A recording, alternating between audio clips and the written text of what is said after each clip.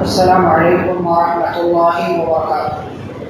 بسم اللہ الرحمن الرحیم، الحمد للہ رب العالمین وبہ نستعین، والصلاة والسلام علی رسولہ الامین نبینا محمد وعلی آلہ واصحابہ اجمعین ومن تبعهم بإحسان إلى يوم الدين، أما بعد، أعوذ بالله من الشيطان الرجيم، بسم الله الرحمن الرحيم، وَإِن يَمْسَسْكَ اللَّهُ بِضُرٍّ فَلَا كَاشِفَ لَهُ إِلَّا هُوَ۔ معزز حاضرین، آج کی اس مجلس میں ہم پارہ نمبر 11 کا انشاءاللہ تذکرہ کریں گے۔ پارہ نمبر 11 کی ابتدا میں کچھ اہم باتیں ہیں، سب سے پہلے وہ دیکھیں۔ کل تذکرہ چل رہا تھا جنگ تبوک کا، اور اسی سلسلے کو اللہ رب العالمین نے پارہ نمبر 11 میں بھی ذکر کیا۔ جنگ تبوک جب ہوئی تو اس سے آس پاس اسی سال میں کچھ اہم واقعات بھی ہوئے۔ انہی میں سے ایک اہم واقعہ یہ ہوا کہ عبداللہ بن ابی جو منافقوں کا سردار تھا، اس کا انتقال بھی ہو گیا۔ یہ بندہ مدینہ کی زندگی میں نبی صلی اللہ علیہ وسلم کو پریشان کرنے والوں میں ہمیشہ پہلی صف میں پہلی لائن میں رہا۔ ہر موقع سے نبی صلی اللہ علیہ وسلم کو پریشان کیا، بلکہ مکہ کے کافروں سے مل کر کے مدینہ کے مسلمانوں کے خلاف پلاننگ بناتا رہا، لیٹر وغیرہ لکھ کر کے بھیجتا رہا۔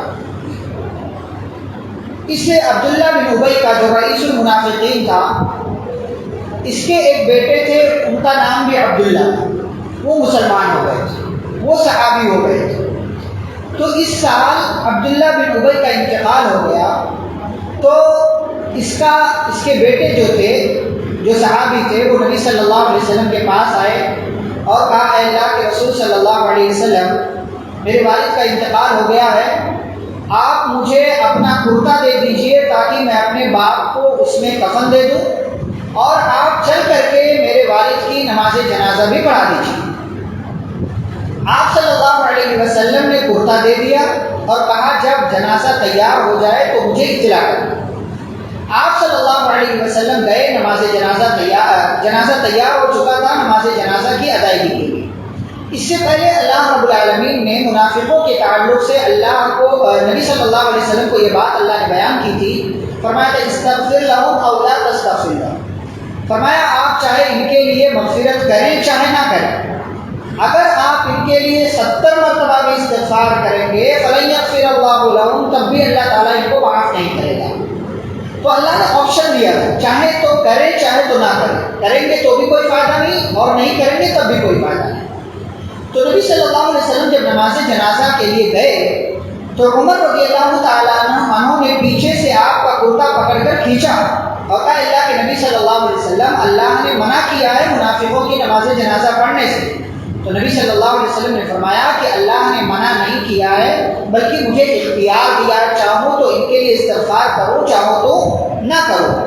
تب اللہ رب العالمین، بہرحال نبی صلی اللہ علیہ وسلم نے نماز جنازہ ادا کر لیا۔ اس کے بعد اللہ نے آیت کریمہ نازل کی، وَلَا تُصَلِّ عَلَىٰ أَحَدٍ مِّنْهُمْ مَاتَ أَبَدًا وَلَا تَقُمْ عَلَىٰ قَبْرِهِ، کہ ان میں سے کسی کی بھی نماز جنازہ آئندہ سے آپ کبھی بھی نہیں پڑھیں گے۔ دوسری بات، نہ ہی ان میں سے کسی کی قبر کے پاس کھڑے ہو کر کے آپ ان کے لیے توبہ اور استغفار کریں گے۔ تو نماز جنازہ سے بھی منع کر دیا گیا اور ان کے حق میں توبہ اور استغفار کرنے سے منع کر دیا گیا، مغفرت سے منع کر دیا گیا۔ اسی چیز کو اللہ تبارک و تعالیٰ نے پارہ نمبر 11 کی اگلی کچھ آیتوں میں ذکر کیا، وہاں پر انشاءاللہ ابھی ہم تھوڑی دیر میں ذکر کریں گے۔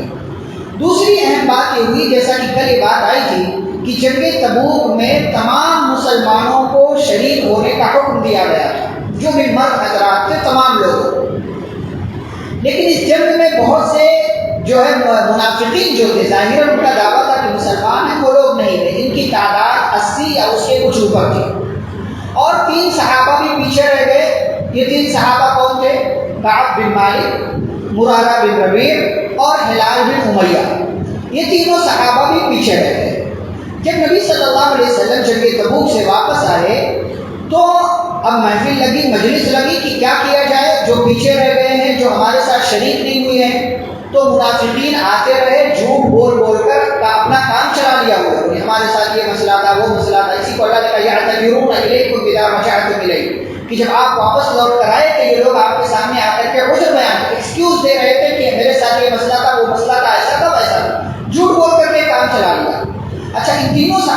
باری آئی نبی صلی اللہ علیہ وسلم کی مجلس میں پہنچنے کی تو منافقوں نے کہا کہ دیکھو جھوٹ بول دینا بچ جاؤ، ہم نے جھوٹ بول دیا کام ہمارا چل گیا، تم بھی جھوٹ بول دینا ورنہ سخت سزا ملے گی۔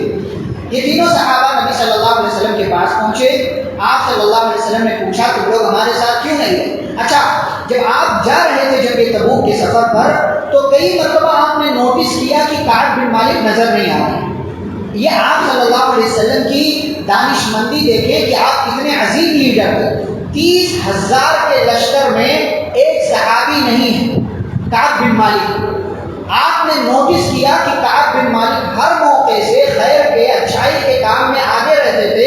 اس مرتبہ کیا ہوا ہے کہ کعب بن مالک ہمارے ساتھ جنگ میں شریک؟ کئی مرتبہ آپ صلی اللہ علیہ وسلم نے پوچھا تو بعض صحابہ نے کہہ دیا کہ کعب کے بارے میں ایسی اور ویسی بات کہہ دی کہ وہ تو منافق ہو گیا، یہ ہو گیا، وہ ہو گیا، لیکن نبی صلی اللہ علیہ وسلم نے کسی کی بھی بات کو قبول نہیں کیا۔ تو یہ تینوں صحابہ نبی صلی اللہ علیہ وسلم کے پاس پہنچے اور نبی نے پوچھا کیا مسئلہ تھا، کیا ہوا؟ تو ان لوگوں نے سچ سچ بیان کر دی کہ اللہ کے رسول صلی اللہ علیہ وسلم ہمارے ساتھ کوئی مسئلہ نہیں، سوائے اس کے کہ ہمارے پاس ہماری اپنی سواری تھی، ہمارے پاس اپنا سامان تھا، ہم آج نہیں تو کل، کل نہیں تو پرسوں، آج کل کرتے کرتے کوتاہی غفلت میں پڑے رہے یہاں تک کہ آپ واپس بھی آئے۔ بس یہی ہمارے پاس گزرا ہے کہ کوتاہی اور غفلت کے ہم شکار ہو گئے کہ آج نہیں تو کل ہم پہنچ جائیں گے، مل لیں گے، لیکن آپ واپس بھی آ گئے۔ پیارے نبی صلی اللہ علیہ وسلم نے بائیکاٹ کا اعلان کہا کوئی بھی ان سے بات چیت نہیں کرے گا، سوشل بائیکاٹ کر دیا گیا، سماجی بائیکاٹ کر دیا گیا۔ 40 دن گزرے، کعب بن مالک رضی اللہ تعالیٰ عنہ کہتے ہیں یہ دونوں تو اپنے گھر میں قید ہو گئے کیونکہ سوشل بائیکاٹ کر دیا گیا، دونوں اپنے گھر میں قید ہو گئے، لیکن میں جاتا تھا مسجد نبوی میں، نبی صلی اللہ علیہ وسلم سے ملتا تھا، سلام کرتا تھا، آپ چہرہ پھیر لیتے تھے، میں دیکھتا تھا کہ آپ نے میرے سلام کا جواب دیا کہ نہیں دیا۔ اتنی فکر تھی۔ ظاہر سی بات ہے بھائی جس سماج میں آپ ہوں، اگر آپ کو سماج سے کاٹ دیا جائے کہ کوئی بھی بات چیت نہیں کرے گا، کیسا لگے گا آپ کو؟ آپ تصور بھی نہیں کر سکتے کہ کس عجیب و غریب کیفیت میں آپ ہوں گے۔ 40 دن گزرے اور 40 دن کے بعد یہ اعلان بھی کیا گیا کہ اب بیویوں سے بھی الگ ہو جاؤ۔ ابھی تک بیویوں کے ساتھ رہنے کی اجازت تھی، اب بیویوں سے بھی الگ ہو جاؤ۔ تو پوچھا گیا کیا طلاق دینا ہے؟ کہا طلاق نہیں دینا، بستر الگ کر لینا ہے، اب ایک ساتھ نہیں رہ سکتے۔ اب ایک دکھ سکھ کی ساتھی سکون دینے والی تنہائی میں خاتون ہے، بیوی موجود ہے، 40 دن کے بعد اس سے بھی الگ ہونے کا حکم سنا دیا گیا۔ یہ معاملہ چلتا رہا، 50 دن گزرے۔ 50 دن گزرنے کے بعد اللہ رب العالمین نے آیت کریمہ نازل کی، اور آیت کریمہ نازل ہوئی تو اللہ نے اعلان کیا وَعَلَى الثَّلَاثَةِ الَّذِينَ خُلِّفُوا کہ ان 3 لوگوں کی توبہ اللہ نے قبول کر لی جو پیچھے کر دیے گئے تھے۔ یہاں اللہ تعالیٰ کی طرف سے الفاظ دیکھیں اللہ نے کیا استعمال کیا ہے۔ منافقین جو جان بوجھ کر کے پیچھے رہ گئے تھے ان کے تعلق سے کہا یتخلفون، تخلفوں کا لفظ استعمال کیا کہ وہ جان بوجھ کر کے پیچھے رہ گئے تھے، جبکہ ان تینوں صحابہ کے تعلق سے اللہ نے لفظ استعمال کیا خلفو۔ خلفو کا مطلب ہوتا ہے خلفا یخلفو سے یہ ماضی مجہول کا صیغہ ہے، پیچھے کر دیے گئے، یعنی اس میں ان کی اپنی نیتوں کا کوئی دخل نہیں تھا، بس سستی کی وجہ سے یہ آج نکل اس وجہ سے یہ پیچھے رہ گئے، ورنہ ان کی نیت صاف تھی، ان کے ایمان میں کمی نہیں ہے، ان کے عقیدے میں کمی نہیں ہے۔ اس لیے اللہ نے کہا ان تینوں کی توبہ اللہ نے قبول کر لی جو پیچھے کر دیے گئے تھے اور یہ پیچھے رہ گئے تھے، یہاں تک کہ حتی اذا ضاقت علیہم الارض بما رحبت، زمین ان کے اوپر تنگ ہو گئی، ان کو اپنی زندگی پریشانی والے لگنے لگی، کڑھن اور جلن میں یہ لوگ مبتلا ہو گئے، یعنی عجیب و غریب زندگی ان کی ہو گئی، تو ان کو یہ لگا اللہ ملجأ من اللہ الا الیہ کہ اللہ کے سوا کوئی پناہ گاہ نہیں ہے۔ ثم تاب علیہم، یہ لوگ توبہ بھی کرتے رہے، سچ بھی بولا، توبہ بھی کرتے رہے۔ 50 دنوں کے بعد اللہ تعالیٰ نے توبہ قبول کیا اور ان کے تعلق سے اعلان کیا کہ ان کی توبہ اللہ نے قبول کر لی ہے۔ اللہ نے کہا یا ایھا الذین آمنوا اتقوا اللہ وکونوا مع الصادقین، اے ایمان والو اللہ کا تقوی اختیار کرو، وکونوا مع الصادقین، اور ان سچے لوگوں کے ساتھ ہو جاؤ، یعنی اگر ایمان ہے تقوی ہے تو سچائی والی زندگی گزارو، جھوٹ والی زندگی مت گزارو۔ اچھا 50 دنوں کا بائیکاٹ کیوں کیا گیا؟ اللہ تعالیٰ نے 50 دنوں کے بعد ہی ان کی توبہ کا اعلان کی قبولیت کا اعلان کیوں کیا؟ کیونکہ جنگ تبوک میں آنے جانے ٹھہرنے میں کتنی مدت لگی تھی؟ 50 دن۔ تو بھائی 50 دن تک تم لشکر اسلام کے ساتھ نہیں رہے تو 50 دن تک تمہارا سماجی بائیکاٹ کیا ہے۔ جیسی کرنی ویسی بھرنی، جس لیول کی غلطی کرو گے اسی لیول کی سزا بھی ملے گی، جیسا کرو گے ویسا بھرو گے۔ یہ نہیں ہے کہ آپ نے غلطی تو بہت بڑی کی لیکن سزا چھوٹی سی ملے، یہ نہیں کہ آپ نے غلطی چھوٹی سی کی اس کی سزا بہت بڑی ہو۔ یہ اللہ کے یہاں قانون ہے، یہ ظلم والا قانون۔ اللہ تعالیٰ کے یہاں قانون ہے جیسا کرو گے ویسا آپ کے ساتھ کیا جائے گا۔ یہ ایک اور واقعہ ہوا جنگ تبوک کے موقع سے۔ ایک اور واقعہ ہوا، اور یہ واقعہ ہوا کہ اس کے پیچھے کا بیک گراؤنڈ پس منظر بہت لمبا ہے، میں اختصار کے ساتھ آپ کے سامنے ذکر کروں۔ نبی صلی اللہ علیہ وسلم جب جنگ تبوک کے لیے روانہ ہو رہے تھے تو ادھر مسجد نبوی سے تھوڑی دوری پر ہی منافقوں نے ایک مسجد تعمیر کی جس کو مسجد زرار کا، مسجد زرار۔ اچھا، زرار کا بھی مطلب ہوتا ہے نقصان، زرار کا مطلب بھی ہوتا ہے نقصان۔ اللہ نے زرر کے بجائے زرار کا لفظ استعمال کیوں کیا؟ ابھی میں بتا رہا ہوں اس چیز کو۔ تو پیچھے کا پہلے بیک گراؤنڈ پس منظر دیکھ لیتے ہیں۔ پس منظر کیا ہے؟ ایک بندہ تھا ابو عامر نام کا، ابو عامر نام کا ایک بندہ تھا، یہ مدینہ کے اندر رہتا تھا۔ لیکن نبی صلی اللہ علیہ وسلم جب مدینہ میں آ گئے تو اب مدینہ کے سردار نبی صلی اللہ علیہ وسلم ہو گئے، تو اس سے جہاں ایک طرف عبداللہ کو پریشانی ہوئی کیونکہ اس کو سردار بنایا جانے والا تھا، اس ایسی ہی پریشانی ابو عامر نام کے اس شخص کو بھی ہوئی۔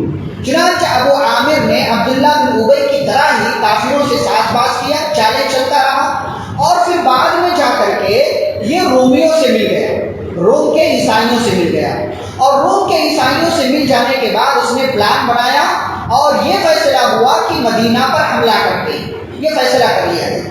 اور باقاعدہ اپنی اس چال کو، اس پلاننگ کو کامیاب بنانے کے لیے اسی کے مشورے سے منافقوں نے مدینہ میں ایک مسجد تعمیر کری جسے اللہ نے مسجد زرار کہا، والذین اتخذوا مسجدا ضرارا۔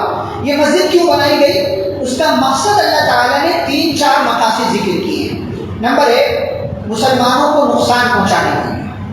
نمبر 2، وہ کفر کا کام کرنے کے لیے، کافروں والا کام کرنے کے لیے۔ نمبر 3، وتفریقا بین المؤمنین، مسلمانوں کے درمیان تفرقہ اور جدائی اور اختلاف پیدا کرنے کے لیے۔ نمبر 4، وارصادا لمن حارب اللہ ورسولہ، اور اللہ اور اس کے رسول کے دشمنوں کی پناہ گاہ کے طور پر اس مسجد کو بنایا گیا کہ یہاں سے سارے کام ہوں گے۔ اب دیکھتے ہیں کہ ضرر اور ضرار میں کیا فرق ہے۔ ضرر کا مطلب ہوتا ہے نقصان پہنچانا، ضرار کا مطلب بھی ہوتا ہے نقصان پہنچانا۔ ضرر میں اور ضرار میں فرق کیا ہے کہ ضرر میں جو نقصان بندہ کسی کو پہنچاتا ہے نا تو اس میں مقصد ہوتا ہے سامنے والے کا نقصان ہو اور میرا فائدہ ہو، ٹھیک ہے؟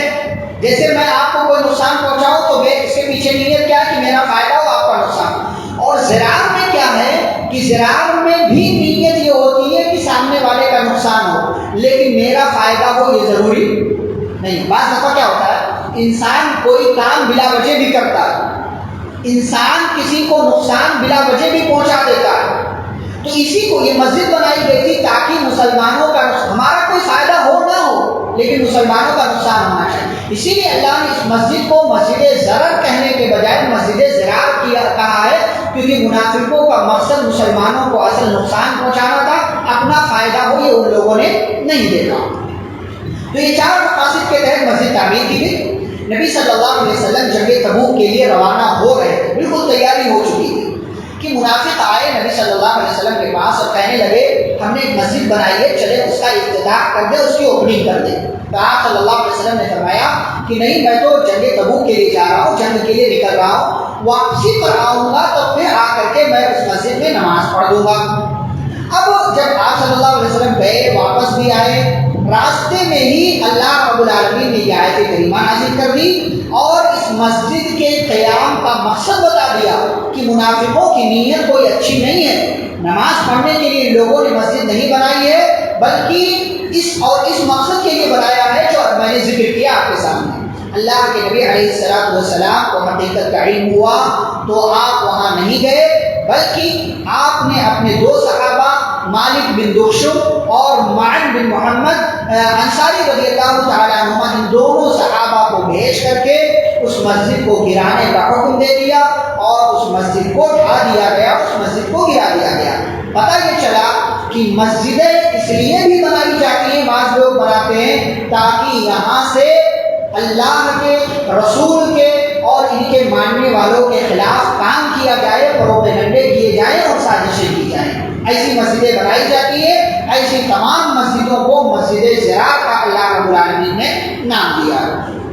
یہ ایک تیسرا واقعہ ہوا جنگ تبوک کے موقع سے۔ اسی درمیان اللہ رب العالمین نے صحابہ کی فضیلت بیان کی اور فرمایا والسابقون الاولون من المہاجرین والانصار والذین اتبعوهم بإحسان، فرمایا کہ وہ لوگ جو اسلام لانے میں سبقت کر گئے، اسلام لانے میں سبقت، سابقین اولین کن صحابہ کو کہا جاتا ہے؟ جو جنگ بدر سے پہلے مسلمان ہوئے، سب سابقین اولین۔ جنگ بدر سے پہلے چاہے مکہ میں چاہے مدینہ میں جو لوگ بھی مسلمان ہوئے سب کو سابقین اولین میں شمار کیا گیا۔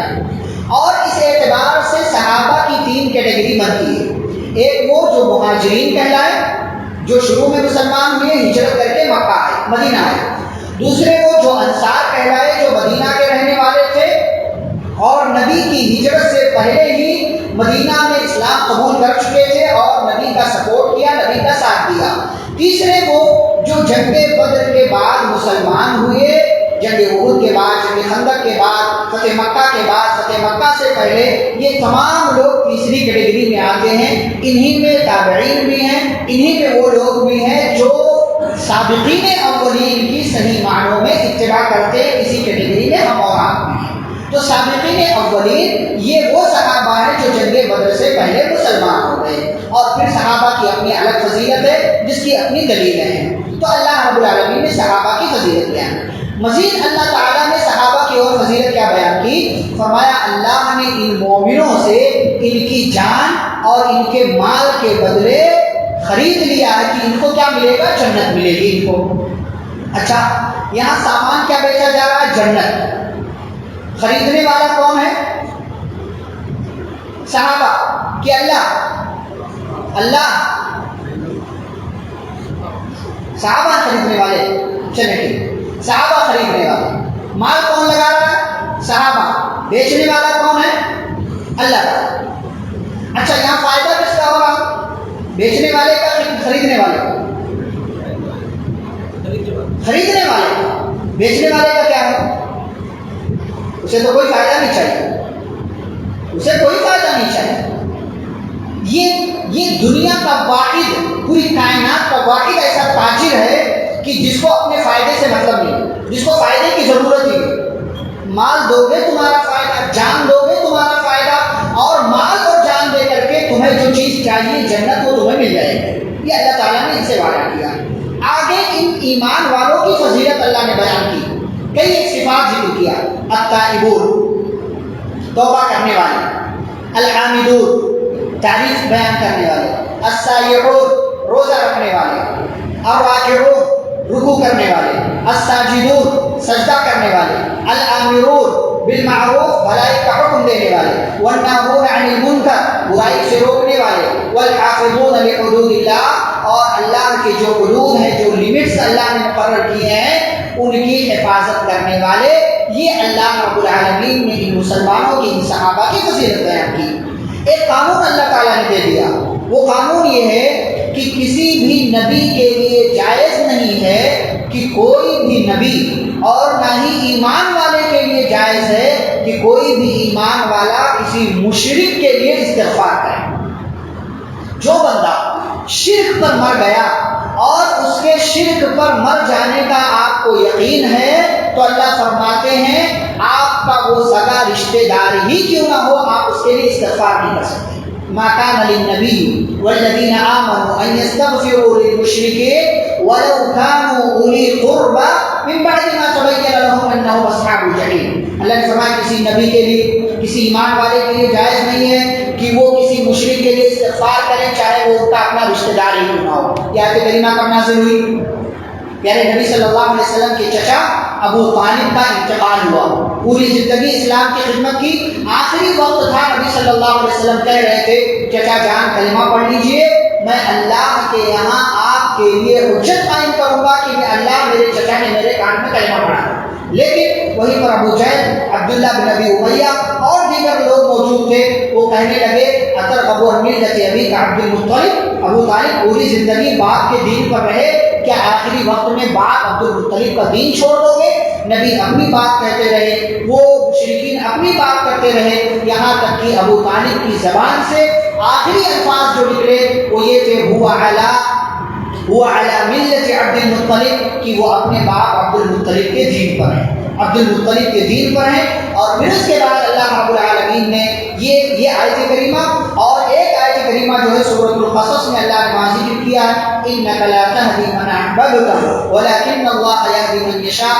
آپ جس سے محبت کرتے ہیں ضروری نہیں ہے کہ آپ کی کوشش سے وہ ہدایت والا ہو جائے. اور ساتھ ہی اللہ نے اصول بیان کر دیا کہ کسی بھی نبی کے لیے، ایمان والے کے لیے جائز نہیں ہے کہ وہ مشرک رشتہ دار کے لیے یا کسی بھی مشرک انسان کے لیے استغفار کرے، اس کی اجازت نہیں ہے، یہ منع.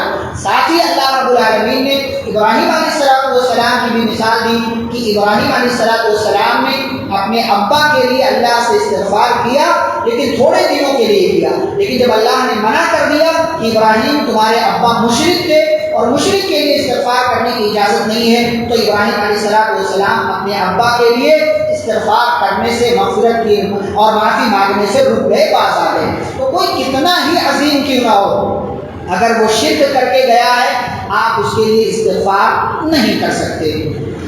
پھر یہ سورۃ التوبہ جہاں مکمل ہوتی ہے، آخر میں اللہ رب العالمین نے پیارے نبی صلی اللہ علیہ وسلم کی خوبی بیان کی، تین عظیم صفت بیان کی. لقد جاءکم رسول من انفسکم عزیز علیہ ما عنتم، فرمایا کہ تمہارے پاس تمہیں میں سے ایک ایسا رسول آیا ہے عزیز علیہ ما عنتم، جو تمہاری تکلیف کو اپنی تکلیف سمجھتا ہے، تمہارے دکھ کو اپنا دکھ سمجھتا ہے، تمہارا غم اس کا غم ہوتا ہے. یہ نبی صلی اللہ علیہ وسلم کی پریشانی. اسی لیے نبی صلی اللہ علیہ وسلم صحابہ کو پکڑ کر کھینچتے تھے، وہ جہنم کا راستہ، یہ جہنم کا، یہ شیطان کا راستہ ہے، ادھر مت جاؤ، ادھر مت جاؤ، ادھر مت جاؤ. کیوں؟ اس لیے کہ نبی کو یہ غم تھا کہ میری امت کہیں گمراہ نہ ہو جائے.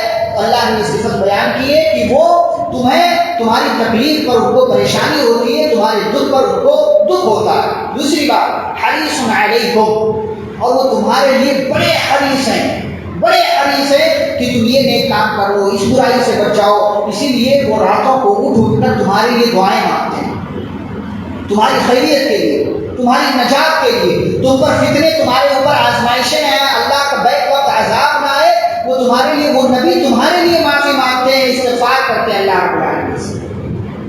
اور تمہارے لیے انہوں نے مار کھایا، تکلیف برداشت کی، تمہارے لیے انہوں نے نہ جانے کون سے الزامات برداشت کیے. کیوں؟ تاکہ تم ایمان لے آؤ، تم صحیح راستے پر آ جاؤ. پھر آگے اللہ نے کہا بالمؤمنین رؤوف الرحیم. اور یہ رسول، اس کی ایک عظیم خوبی یہ ہے کہ مومنوں پر بڑے شفیق ہیں، بڑے مہربان. رؤوف اور رحیم دونوں کا مطلب ہوتا ہے مہربانی کرنا، رحمت لٹانا یا رحم و کرم کا معاملہ ہے. لیکن دونوں میں فرق کیا پتہ ہے؟ رأفت اور رحمت، دونوں میں فرق یہ ہے. اس کو ایک مثال سے آپ سمجھیں. جیسے آپ میرے پیر میں کانٹا چبھ جائے، آپ میرے پیر سے وہ کانٹا نکال دیں، یہ ہے رأفت، ٹھیک ہے؟ اور آپ کو کانٹا نکالنے کے بعد اس زخم پر مرہم لگا دیں، یہ ہے رحمت. دونوں میں فرق ہے، تقریباً دونوں چیزیں ایک ہی ہے، لیکن ایک بنیادی فرق یہ ہے. رؤوف، اس لیے اللہ نے دو صفت استعمال کیا، رؤوف رحیم ہے. پیارے نبی صلی اللہ علیہ وسلم نے صرف تمہیں جہنم سے بچنے کے راستے نہیں بتائے. اگر جہنم سے بچنے کا راستہ صرف بتاتے تو یہ رؤوف ہونا تھا، لیکن ساتھ ساتھ رحمت بھی لٹایا ہے، جنت میں جانے کا راستہ بھی بتایا. اسی لیے اللہ کا وما ارسلناک الا رحمۃ للعالمین، پوری کائنات کے لیے نبی صلی اللہ علیہ وسلم کو رحمت والا بنا کر کے بھیجا گیا. نبی صلی اللہ علیہ وسلم وسلم نے جہنم سے بچایا، یہ آپ کے رؤوف کی صفت کی دلیل ہے، اور جنت میں جانے کا راستہ بتایا، یہ آپ کے رحیم ہونے کی دلیل ہے کہ آپ اپنی امت کے لیے بڑے مہربان تھے، بڑے رحیم تھے۔ یہاں پر سورۃ التوبہ ختم ہوتی ہے، پھر سورہ یونس کا آغاز ہوتا ہے۔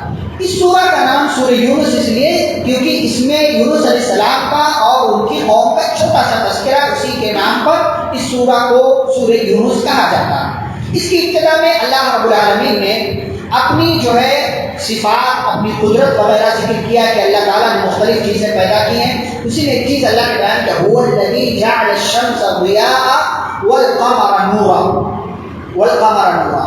اللہ تعالیٰ نے سورج کو ضیاء کہا ہے، ضیاء کا مطلب بھی روشنی، قمر کو نور کہا ہے اور نور کا مطلب بھی روشنی۔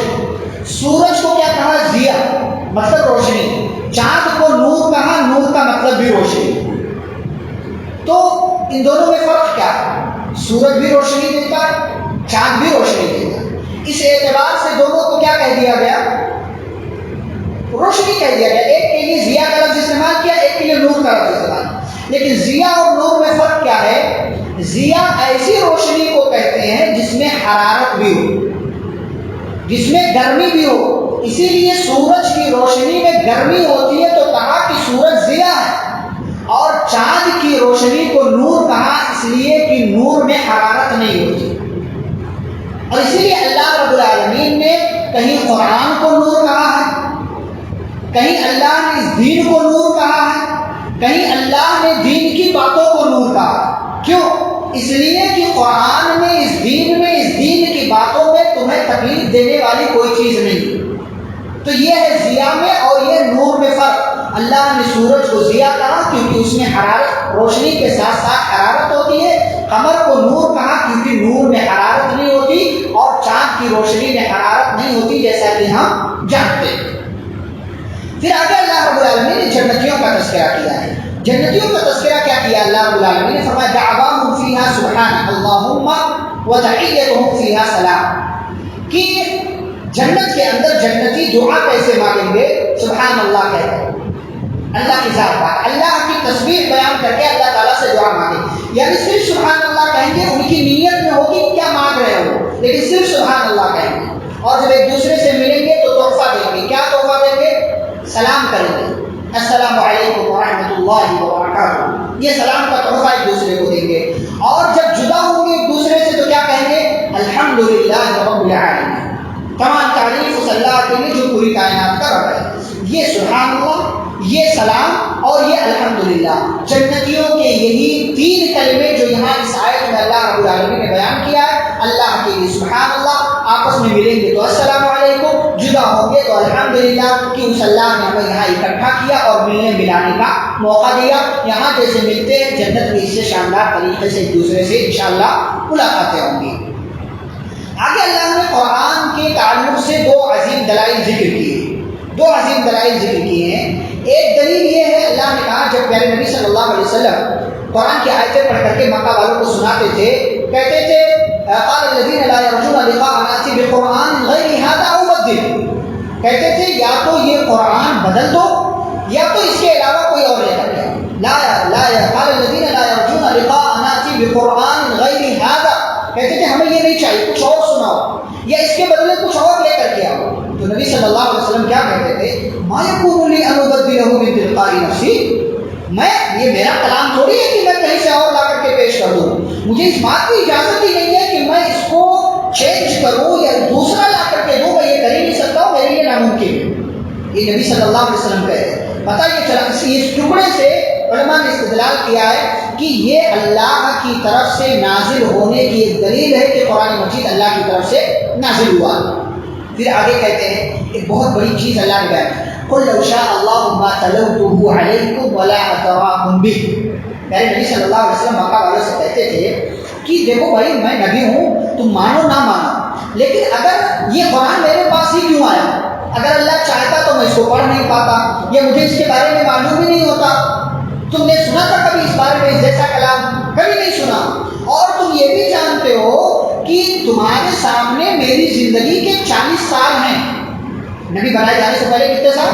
40 سال. کہا میری زندگی کا ایک بڑا حصہ، ایک عمر کا ایک بڑا حصہ تم نے دیکھا ہے. میں صادق ہوں، امین ہوں، تم کہتے ہو میں نے کبھی کوئی غلطی نہیں کی، کوئی گناہ نہیں کیا، کسی کا برا نہیں چاہا، کسی کو گالی نہیں دی، کسی کے ساتھ کوئی غلط حرکت نہیں کی. تم سب جانتے ہو. فقد لبثت فیکم عمرا من قبلی، میں تمہارے درمیان اس سے پہلے اپنی زندگی کا ایک بڑا حصہ گزار چکا ہوں. آج تم میری بات کو جھوٹ سمجھ رہے ہو؟ اس سے پہلے کبھی تم نے مجھے جھوٹا نہیں کہا. آج جب میں کہہ رہا ہوں یہ اللہ کا کلام ہے، یہ اللہ کی بات ہے، یہ اللہ کا فرمان ہے، تو تم مجھے جھوٹا کیسے سمجھ رہے؟ افلا تعقلون، کیا تمہارے پاس عقل نہیں ہے کہ 40 سال تک جس بندے کی زندگی تم نے دیکھا ہے، جس کو سچا اور امین امانت دار کہا ہے، اس بندے کو آج تم جھوٹا کہہ رہے ہو، اس کو کہہ رہے ہو قرآن بدل کر کے لاؤ. ایک تو میں اس کی طاقت نہیں رکھتا، دوسرے یہ کہ میں اللہ پر جھوٹ نہیں کر بات سکتا. اسی لیے اس کے بعد والی آیت میں کہا فمن اظلم ممن افترى على الله كاذبا او كذب بآياته، اس شخص سے بڑا ظالم کون ہو سکتا ہے جو اللہ کے تعلق سے جھوٹی بات کہے یا تو اس کی آیتوں کو جھٹلا دے. انسان دو ہی کام کرتا ہے، یا تو اللہ کے تعلق سے کہہ دیتا کہ اللہ نے ایسا کہا ایسا نہیں کہا، یعنی اللہ کو جھوٹی بات کر دیتا، یا تو دوسرا کام یہ کرتا ہے کہ اللہ کی آیتوں کا انکار ہی کر دیتا، نہیں مانتا، چاہو نہیں مانتا. تو پیارے نبی صلی اللہ علیہ وسلم یہ دونوں چیزیں تھے. کہا نہ میں اللہ پر جھوٹ بات کہہ سکتا ہوں، تم جانتے ہو، اور نہ ہی میں اللہ کی آیتوں کو جھٹلا سکتا ہوں، یعنی نہ کوئی اور قرآن کوئی اور کتاب لا سکتا ہوں اور نہ ہی اس کتاب کی باتوں کو جھٹلا سکتا ہوں، کیونکہ جس نے ایسا کیا اللہ کی نظر میں وہ سب سے بڑا ظالم ہے. پھر اللہ رب العالمین نے اس دنیا کی زندگی کی مثال دی ہے کسے؟ آسمان سے نازل ہونے والے پانی سے. آسمان سے پانی نازل ہوتا ہے، اس کی مثال آپ سمجھیں ایک شوہر جو پانی آسمان سے نازل، دنیا کی زندگی کی مثال اور آسمان سے نازل ہونے والے پانی کی. آسمان سے نازل ہونے والا پانی یہ شوہر، ٹھیک، زمین یہ عورت، زمین یہ عورت، پانی زمین کے اندر چلا گیا، بیوی اور شوہر کا ملاپ ہو گیا. ان کے ملاپ سے کیا ہوا؟ نطفہ عورت کے رحم میں ٹھہرتا. آسمان سے پانی نازل ہوا، زمین سے ملاقات ہوئی، زمین سے ملاقات ہونے کے بعد اندر وہ نطفے کی شکل گویا کہ اختیار کر لیتا، وہاں ٹھہرتا. تھوڑے دن کے بعد اس جو ہے وہ عمل جو ٹھہر جاتا ہے، نطفہ جو عمل کی شکل اختیار کرتا ہے وہ رفتہ بڑھتا ہے. ایسے ہی زمین میں دانا پانی سے مل جانے کے بعد دھیرے بڑھتا ہے، اور ایک مدت گزرنے کے بعد وہ کوپلیں نکالتا ہے. جیسے انسان ہے، نطفہ ٹھہرتا ہے عورت کے رحم میں تو 9 مہینے یا آس پاس اس کی مدت کے بعد اس کی پیدائش ہوتی ہے. ایسے ہی دانا نکلتا ہے. ایک لڑکا جو ہے، ایک لڑکی، ایک انسان پیدا ہوتا ہے، اس کی جو ہے چلنے پھرنے سننے سمجھنے یہ ساری صلاحیتیں کمزور ہوتی ہیں. بڑھتا ہے. ایسے ہی پودا بھی ہے، دھیرے بڑھتا ہے. اسی کو اللہ رب العالمین نے مثالوں کے ذریعے سمجھایا. کہا لوگوں تمہاری دنیا کی زندگی ایسے ہی ہے جیسے آسمان سے بارش کا پانی نازل ہوتا ہے، زمین میں ملتا ہے. زمین جو ہے اپنے اندر سے کوپلیں، غلے، اناج، پیڑ اور پودے نکالتی ہے، اور اس کے بعد حتی اذا اخذت الارض زخرفها وزینت وظن اهلها، اور وہ بچہ دھیرے بڑا ہوتا ہے، نوجوان ہوتا ہے، جوان ہوتا ہے، ادھیڑ عمر کو پہنچتا ہے، بڑھاپا آ جاتا ہے. بڑھاپا جب آتا ہے مطلب اس کے دنیا سے جانے کا وقت آ گیا. جیسے ایک کھیتی ہے، ایک فصل ہے کہ زمین سے دانا نکلا، کوپل نکلی، پودا بڑا ہوا، اس میں بیج آ گیا، دانا آ گیا، فصل لہلہانے لگی. لہلہانے کا مطلب بچہ جوان ہو گیا، اور اس کے بعد وہ زرد پڑ جاتی ہے، یلو کلر کی ہو جاتی ہے. گویا کہ جب وہ زرد ہو جاتی ہے کھیتی تو یہ سمجھ لو اس کی کٹائی کا وقت آ گیا. ایسے ہی انسان جب بوڑھا ہو جاتا ہے تو سمجھ لو اس کے دنیا سے جانے کا وقت آ گیا. اتاها امرنا لیلا او نہارا فجعلناها حصیدا کأن لم تغن بالامس. اور انسان کی زندگی ختم ہوتی ہے، فصلیں کاٹ لی جاتی ہیں، اور آپ اس کے بعد دیکھتے ہیں تو آپ کو لگتا ہے کہ آج یا کل تک یہاں پر کچھ تھا ہی نہیں. یہی کھیتیوں کی مثال ہے، اور اسی مثال کو اللہ تعالیٰ نے انسانی زندگی پر فٹ کیا ہے. اور یہ مثال اللہ نے اپنے کلام میں اپنے قرآن میں کئی جگہوں پر دیا ہے. کیوں؟ كَذَلِكَ نُفَصِّلُ الْآيَاتِ لِقَوْمٍ يَتَفَكَّرُونَ، تاکہ غور و فکر کرنے والے سمجھیں کہ ہماری دنیا کی زندگی کی کوئی حقیقت نہیں. آج ہو کل پتہ نہیں رہو گے کہ نہیں رہو گے، کل ہو پرسوں چلے جاؤ گے. تمہاری کٹائی کا جس دن وقت آ گیا تمہیں کاٹ لیا جائے گا. جیسے کھیتی کی کٹائی کا وقت آتا ہے اسے کاٹ لیا جاتا ہے، فرشتہ آئے گا، ملک الموت آئے گا، اللہ کے حکم سے تمہاری روح نکال کر لے کر چلا جائے گا. آگے اللہ رب العالمین نے قرآن کا تذکرہ کیا اور قرآن کے تعلق سے بتایا یا ایھا الناس قد جاءتکم موعظۃ من ربکم وشفاء لما فی الصدور. اللہ نے یہاں قرآن کی دو خوبی بیان کی، بلکہ دو اور آگے بیان کی، اگلے خطبے میں 4 خوبیاں بیان کی. نمبر 1، اے لوگوں تمہارے پاس تمہارے رب کی جانب سے کیا آ گئی ہے؟ نصیحت. قرآن پڑھو نصیحت ملے گی. قرآن میں آپ کے لیے نصیحت ہے. ابھی یہ مثال دی، یہ بھی نصیحت ہے. قوموں کے واقعات نصیحت ہیں. اللہ رب العالمین کی طرف سے کوئی بات ہے وہ نصیحت ہے. کسی پر عذاب آنا نصیحت ہے، کسی کو کچھ اچھا مل جانا، یہ سب کا پورا قرآن نصیحت ہے. یہ پہلی صفت. دوسری صفت وشفاء لما فی الصدور، سینوں میں دلوں میں جو بیماریاں ہیں روحانی بیماریاں، ان روحانی بیماریوں کا علاج بھی ہے قرآن. اور قرآن صرف روحانی بیماریوں کا علاج نہیں ہے، جسمانی بیماریوں کا بھی علاج. اسی لیے میں بار بار آپ سے کہہ رہا ہوں اپنے بیماروں کا علاج کریں قرآن کے ذریعے، قرآن کی آیتوں کے ذریعے. یہ راقیوں سے رقیہ کرنے والوں سے اپنا دامن بچا کر کے رکھیں، یہ جھاڑ پھونک کرنے والوں سے اپنا دامن بچا کر کے رکھیں. آپ قرآن پڑھیں، آپ کی باتوں میں بھی اثر ہوگا. اچھا ہمارے یہاں جو راقی ہوتے ہیں، تھوڑا روک کر نواز سے، کیونکہ اس کے بعد بھی کچھ آیتیں آ رہی ہیں وہاں جادو کا تذکرہ. تو جو ہمارے یہاں راقی حضرات ہوتے ہیں نا، آپ کے یہاں تو مطلب تھوک کے بھاؤ میں ملتے ہیں. حیدرآباد میں چلے جاؤ، ہر گلی میں ایک نہ ایک راقی ہے. اس کو قرآن پڑھنا آئے نہ آئے وہ راقی ہے، جھاڑ پھونک کرتا ہے، دم کرتا ہے. اچھا اس میں یہاں راقیوں کیا ہے، تصور کیا ہے؟ وہ یہ سمجھتے ہیں نا کہ قرآن پڑھو گے تو جنات بھاگتا ہے یا جنات ظاہر ہوتا ہے. ایسا ہے؟ قرآن پڑھنے سے جنات آتا ہے؟ قرآن پڑھنے سے جنات آتا تو حافظ صاحب تراویح میں پڑھ رہے ہیں، سارے جنات ہونے چاہیے تھے. آپ جنات ہونے چاہیے. جیسا راقی تصور کراتے اس کے اوپر جن ہے، کیسے نکلے گا؟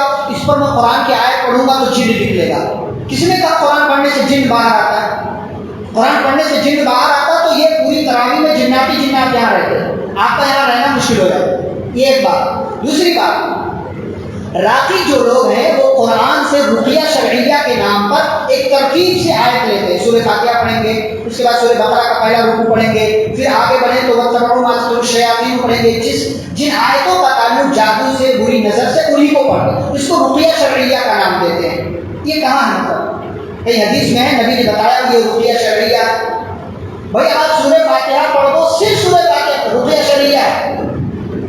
آپ معوذتین پڑھ کر کے دم کر دو، رقیہ شرعیہ. آیت الکرسی پڑھ کر کے دم کر دو، رقیہ شرعیہ. کہیں سے بھی آپ اٹھا لو، خاص مت کرو. جو خاص ہے ان کو خاص رہنے دو. جیسے سورہ فاتحہ، آیت الکرسی ہے، سورہ بقرہ کی آخری 2 آیتیں معوذتین ہیں. جو خاص ہے ان کو خاص رہنے دو، لیکن جو خاص نہیں ہے کہیں سے بھی قرآن پڑھ کر کے دم کر دو اپنی بیمار پر. اللہ سے یقین رکھو آپ کا بیمار ٹھیک ہو جائے. یہ راقیوں کے چکر میں پڑھ کر کے اپنا دین عقیدہ مت بگاڑو. کہیں پر بھی یہ رقیہ شرعیہ کی جو ترتیب ہے، جو راقی حضرات پوری ترتیب سے آتے ہیں، 1 گھنٹہ 1.5 گھنٹہ بیٹھ کر کے پڑھتے ہیں نا، اور آپ سے 3000 2000 ایک دن میں لے کر کے جاتے ہیں، یہ سارے ڈھکوسلے بازیاں ہیں. یہ کہیں اس ترتیب سے یہ ساری باتیں نہیں ہے کہ یہ رقیہ شرعیہ، اس کے علاوہ آپ نہیں پڑھ سکتے ہو. یہ ساری باتیں اس کو سمجھنا چاہیے. قرآن مکمل شفا ہے، مکمل علاج. کہیں سے بھی آپ پڑھ دو، انشاءاللہ آپ کا بیمار ٹھیک ہو جائے. لیکن آپ کسی سورہ کو اپنی طرف سے خاص نہیں کر سکتے. جیسا کہ ہمارے یہاں ہمارے بھائی سورہ یاسین کو خاص کرتے ہیں. سورہ یاسین کو گویا سمجھتے ہیں ہر بیماری کا علاج. سورہ یاسین آئے گی تو ہم بات کریں گے. ہر بیماری کے علاج کے لیے سورہ یاسین پڑھتے ہیں. حقیقت اس کی کیا ہے؟ سورہ یاسین 12 نمبر 22 میں جب آئے گی انشاءاللہ وہاں تذکرہ کریں گے. تو راقیوں سے اپنے آپ کو بچا کر کے رکھو. قرآن کی دوسری صفت کیا ہے؟ بیماریوں کے، جسمانی روحانی ہر قسم کی بیماریوں کا علاج ہے قرآن میں. تیسری خوبی وہ ہدن، یہ قرآن کیا ہے؟ ہدایت کا ذریعہ ہے. قرآن پڑھو گے ہدایت ملے گی. کتنے لوگوں نے، عیسائیوں نے، یہودیوں نے قرآن پڑھا، ہدایت ملی، ہدایت پا گئے. نمبر 4 ورحمۃ للمؤمنین، قرآن پڑھو گے اللہ کی طرف سے رحمت کا نزول ہوگا، تمہاری زندگی میں اللہ کی طرف سے رحمتیں آئیں گی۔ تو اس قرآن کی اہمیت کو سمجھیں، قرآن نصیحت ہے، قرآن علاج ہے، قرآن ہدایت کا ذریعہ ہے، اور قرآن رحمت کے حاصل کرنے کا سبب ہے۔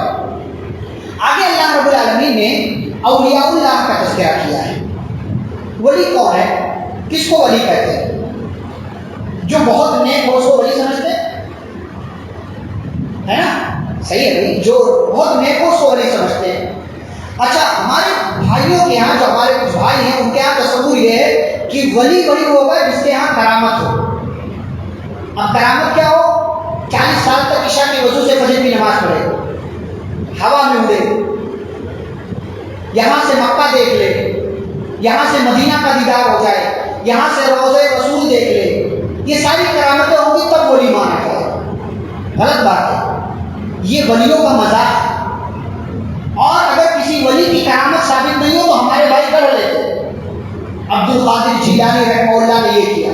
عبد القادر جیلانی رحمہ اللہ نیک تھے، ان کی عزت خراب مت کرو، اچھے تھے، بہترین تھے، بلکہ سلف کے منہج پر تھے، منہج سلف پر تھے، لیکن ان کا نام لے کر ایسی ایسی کرامتیں گڑھ رکھی ہیں لوگوں نے کہ اللہ کے بعد وہ فرشتے سے روح چھین لیا، کہاں لے کے جا رہا ہے، اس کو دے، ہمارا مرید ہے۔ اس طرح کی باتیں لوگوں نے گڑھ رکھی۔ ولی کے ہونے کے لیے کرامت ضروری ہے، جو نیک ہے وہ ولی۔ اللہ نے ولی کی 2 صفت بیان کی، الذین آمنوا وکانوا یتقون، جس کے پاس ایمان ہو، جس کے پاس تقویٰ ہو، وہ ولی۔ یہ 2 چیزیں جس کے پاس ہو وہ اللہ کا ولی۔ تم مانو نہ مانو، اللہ کہتا ہے، اللہ کا قرآن کہتا ہے کہ وہ اللہ کا ولی۔ الا ان اولیاء اللہ لا خوف علیہم ولا هم يحزنون، اللہ کے ولیوں کو کوئی خوف نہیں، کوئی غم نہیں، نہ ماضی کی کوئی ٹینشن، نہ فیوچر کا کوئی ڈر۔ الذین آمنوا وکانوا یتقون، یہ ولی ہیں کون؟ جو ایمان والے ہیں، جو تقوی والے ہیں، یہی اللہ کے۔ لہم البشری فی الحیات الدنیا وفی الآخرہ، ایسے لوگوں کے لیے دنیا کی زندگی میں بھی خوشخبری ہے اور آخرت کی زندگی میں بھی خوشخبری ہے، کہ اللہ کے ولی۔ آگے اللہ نے موسیٰ علیہ السلام کا تذکرہ کیا۔ موسیٰ علیہ السلام کی بات ہم بیان کر چکے ہیں، یہاں ایک چیز اللہ نے خاص بیان کی ہے، اور وہ فرعون کی ہلاکت کا تذکرہ کیا ہے۔ جب پانی سب سے اونچا ہو گیا، موسیٰ علیہ السلام پر تھوڑے لوگ ایمان لائے، تو موسیٰ علیہ السلام نے ان کو تسلی دی اور کہا، اے میری قوم کے لوگوں، فرعون تمہیں ستا رہا ہے، مار رہا ہے، پریشان کر رہا ہے، تو اگر تمہارا ایمان اللہ پر ہے تو اپنے اللہ پر بھروسہ کرو۔ تو لوگوں نے کہا اللہ ہی توکل، ٹھیک ہے آپ کہتے ہیں تو ہم اللہ پر بھروسہ کر رہے ہیں، ہمارا بھروسہ اللہ پر۔ پھر اللہ تعالیٰ سے ان لوگوں نے دعا کیا، ربنا لا تجعلنا فتنة للقوم الظالمین، اے اللہ ہمیں ظالم قوم کے لیے آزمائش مت بنا، ونجنا برحمتک من القوم الکافرین، اور اپنی رحمت کے ذریعے ہمیں کافر قوم سے نجات دے۔ یہ بات ہو گئی، یہ قوم کی بات۔ موسیٰ علیہ السلام کی کیا بات ہوئی؟ موسیٰ اور ہارون علیہ السلام کو اللہ تعالیٰ نے حکم دیا، اپنی قوم والوں کے ساتھ رہو، عبادت کرو، اللہ تعالیٰ کے لیے نماز قائم کرو، اور یہ جو مومنین ہیں، جو ایمان لائے، ان کو خوشخبری سنا دو۔ خوشخبری دے دی گئی۔ اس کے بعد موسیٰ اور ہارون علیہ السلام نے، دونوں بھائیوں نے مل کر کے اللہ رب العالمین سے دعا کیا، بلکہ فرعون اور اس کی قوم کے لیے بد دعا کیا۔ کیا بد دعا کیا؟ اللہ تعالیٰ نے ذکر کیا، وقال موسیٰ ربنا انك آتيت فرعون وملأه زینة واموالا في الحیاة الدنیا۔ کیا دعا کیا موسیٰ علیہ السلام نے؟ کہنے لگے، اے ہمارے رب، تو نے فرعون کو اور اس کی قوم کو دنیا کے اندر بہت سا مال دے رکھا ہے۔ بند کر دے بھائی۔ تو موسیٰ علیہ السلام نے، ان کے بھائی نے اللہ تعالیٰ سے دعا کیا کہ اے اللہ، موسیٰ فرعون کو اور اس کی قوم کو تو نے بہت سا مال دیا، دنیاوی زندگی کا بہت سا مال دیا، بادشاہت دے دی، لیکن اے اللہ ربنا لیضلوا عن سبیلک، اس مال کا تیرے راستے میں صحیح استعمال کرنے کے بجائے ان لوگوں نے اس مال کا غلط استعمال کیا اور تیرے بندوں کو تیرے راستے سے بھٹکا دیا، گمراہ کر دیا۔ تو اب اے اللہ، پانی سب سے اونچا ہو چکا ہے، عذاب پر عذاب آیا، یہ لوگ ایمان نہیں لائے، ربنا طمس علی اموالہم، اے اللہ ان کو جو تو نے مال دیا وہ مال تباہ کر دے، واشدد علی قلوبہم، اور ان کے دلوں کو مزید سخت کر دے فلا یؤمنوا، تاکہ یہ لوگ ایمان نہ لا پائیں۔ عذاب، بد دعا کیا کہ ان کے ساتھ ایسا معاملہ کر۔ اچھا آپ تصور کریں کون دعا کر رہے ہیں؟ موسیٰ علیہ السلام، کلیم اللہ۔ دعا قبول ہونی چاہیے تھی فوراً، ہونی چاہیے تھی نا، نہیں ہوئی۔ کب ہوئی؟ علماء نے لکھا ہے 24 یا 26 سال کے بعد اللہ رب العالمین نے دعا کی، اور کیا کہا؟ قد اجیبت دعوت۔ پڑھنے میں تو ایسا لگ رہا ہے نا، آپ پڑھتے پڑھتے چلے ادھر بد دعا ہے، آیت ختم ہوئی، دوسری دعا اسٹارٹ ہوئی تو اللہ کہتا قد اجیبت دعوتکما، تم دونوں کی دعا قبول کر لی گئی۔ پڑھنے میں ایسا لگ رہا ہے نا ابھی دعا مانگو ابھی قبول، ابھی دعا مانگو ابھی قبول نہیں، وہ بیچ کا نا بین السطور انڈر لائن پڑھیں آپ، جو تفسیر سے آپ کو معلوم ہوگا کہ دعا کی بد دعا اور اس کی قبولیت کے درمیان جو وقت تھا وہ وقت 20 سال سے زائد ہے۔ ہمارے یہاں لوگوں کو کیا لگتا ہے ابھی دعا مانگو صبح قبول ہو، صبح مانگو شام کو قبول ہو، نہیں تو اللہ پر الزام لگا دو اللہ میری دعا ہی قبول نہیں کرتا۔ یہ غلط بات، نبی رسول دعا کر رہے ہیں اور 20 سال سے زائد عرصے کے بعد اللہ تعالیٰ کہتے ہیں کہ دعا، اور حالات ایسے نہیں کہ ان 20 سالوں میں نارمل تھے، ان 20 سالوں میں ہر طرح کا ظلم فرعون نے بنی اسرائیل پر کیا، ہر طرح کا ظلم کیا، اور جب پانی سر سے اونچا ہوا تب اللہ تعالیٰ نے پکڑا، اور جب پکڑا تو فرعون کو دریائے قلزم کے ایک حصے میں اللہ نے ڈبویا، حتی اذا ادرکہ الغرق، جب ڈوبنے لگا کہتا آمنت انہ لا الہ الا الذی آمنت بہ بنو اسرائیل، میں اس اللہ پر ایمان لاتا ہوں جس پر بنی اسرائیل ایمان لائے، وانا من المسلمین، اور میں اعلان کرتا ہوں کہ میں مسلمان ہوں۔ جب موت اپنی آنکھوں سے دیکھ لو تب توبہ قبول نہیں ہے، موت کو دیکھنے سے پہلے توبہ قبول ہو۔ اسی لیے گرچہ فرعون ایمان لے آیا لیکن اللہ نے آنا اب سمجھ میں آنا، وقد عصیت قبل، بڑے فساد مچائے تو نے، بڑی نافرمانیاں کی، بڑے ہمارے جو ہے بندوں کو ستایا، تو نے پریشان کیا، وقد عصیت قبل وكنت من المفسدین، بڑے دنیا کے اندر تو نے بگاڑ مچائے، فساد برپا کیے، فالیوم ننجیک ببدنک لتکون لمن خلفک آیا، اللہ کہتے ہیں آج کے دن تیری توبہ قبول نہیں ہے، تو مر جائے گا، تیرے مر جانے کے بعد ہم تیری باڈی تیرے بدن کو بچا کر کے رکھیں گے، لتکون لمن خلفک آیا، تاکہ تو اپنے پیچھے آنے والوں کے لیے عبرت اور نصیحت کا سامان بن جائے۔ وَإِنَّ كَثِيرًا مِّنَ النَّاسِ عَنْ آيَاتِنَا لَغَافِلُونَ، اور لوگوں میں سے بہت سے لوگ ہماری آیتوں سے غافل ہیں، انہیں فرعون کے انجام سے سبق لینا چاہیے کہ کہیں ہمارا بھی انجام فرعون کے جیسا نہ ہو۔ اور اللہ کی بات، اللہ کا کلام، اللہ کا قرآن سچ ثابت ہے، اور آج تک یہ سلسلہ چلا آ رہا ہے اور قیامت تک یہ سلسلہ چلتا رہے گا۔ یہ فرعون کی لاش، اس کی باڈی، یہ پوری کائنات کے لوگوں کے لیے عبرت کا نشان ہے۔ اللہ کا وعدہ سچا ہے، فسبحان من ھذا کلامہ، اللہ کی بات سے زیادہ سچی بات کس کی ہو سکتی ہے۔ آخری بات، اور وہ آخری بات یہ ہے، اللہ نے عقیدہ ذکر کیا جو بار بار اس کی طرف میں اشارہ کر رہا ہوں، اللہ نے پیارے نبی صلی اللہ علیہ وسلم کو حکم دیا وَلَا تَدْعُ مِن دُونِ اللَّهِ، اللہ کے سوا کسی کو مت پکارو، مَا لَا يَنفَعُكَ وَلَا يَضُرُّكَ، جس کو بھی پکارو گے کوئی تمہارے لیے نفع نقصان کا مالک نہیں۔ فَإِن فَعَلْتَ، اگر آپ نے ایسا کیا، فَإِنَّكَ إِذًا مِّنَ الظَّالِمِينَ، تب آپ ظالم ہو جائیں گے، یعنی مشرک ہو جائیں گے۔ اس کے بعد اللہ کہتے ہیں وَإِن يَمْسَسْكَ اللَّهُ بِضُرٍّ فَلَا كَاشِفَ لَهُ إِلَّا هُوَ، یہ عقیدہ ہے کہ اگر تمہیں کوئی نقصان ہو جائے، تکلیف پہنچے، اللہ کے علاوہ کوئی دور نہیں کر سکتا۔ دھاگے باندھ لو، تعویذ پہن لو، ٹوٹکے کر لو، اور دنیا کے اعتبار سے جو چاہو کر لو، بابے کے پاس، بانس کے پاس، پاکھنڈی کے پاس، جو چاہو کر لو، جو چاہو کر لو، اللہ جب تک نہیں چاہے گا وہ دور نہیں ہو سکتی۔ وَإِن يُرِدْكَ بِخَيْرٍ فَلَا رَادَّ لِفَضْلِهِ، اور اگر اللہ آپ کے ساتھ بھلائی کرنا چاہے تو کوئی بھی اس کی بھلائی کو آپ سے ہٹا نہیں سکتا، آپ سے دور نہیں کر سکتا۔ اسی چیز کو رسول اکرم صلی اللہ علیہ وسلم نے حدیث کے اندر عبداللہ بن عباس رضی اللہ تعالیٰ عنہما کو نصیحت کرتے ہوئے عقیدہ سکھایا تھا، وَاعْلَمْ أَنَّ الْأُمَّةَ لَوِ اجْتَمَعَتْ، جان لو عبداللہ بن عباس اور ان کے ذریعے پوری دنیا کو نصیحت کی، فرمایا أَنَّ الْأُمَّةَ لَوِ اجْتَمَعَتْ، پوری کائنات جمع ہو جائے، عَلَىٰ أَن يَنفَعُوكَ بِشَيْءٍ، کہ کہ وہ آپ کو ایک ذرہ فائدہ پہنچائے. لم ينفعوك الا بشيء قد كتبه الله لك. یہ ساری کائنات کے لوگ مل کر کے آپ کو صرف اتنا فائدہ پہنچا سکتے ہیں جتنا اللہ نے لکھا ہوا ہے.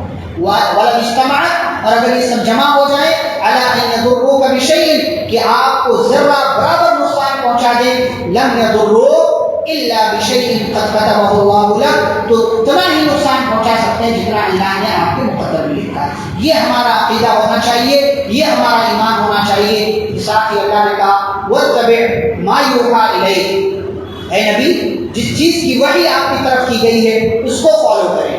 اور اگر دین پر عمل کرنے میں کوئی آپ کو پریشانی ہو رہی ہے، کوئی ستا رہا ہے آپ کو، وَاصْبِرْ، تو آپ صبر کیجئے. کب تک؟ حَتَّىٰ يَحْكُمَ اللَّهُ، یہاں تک کہ اللہ کوئی فیصلہ کر دے.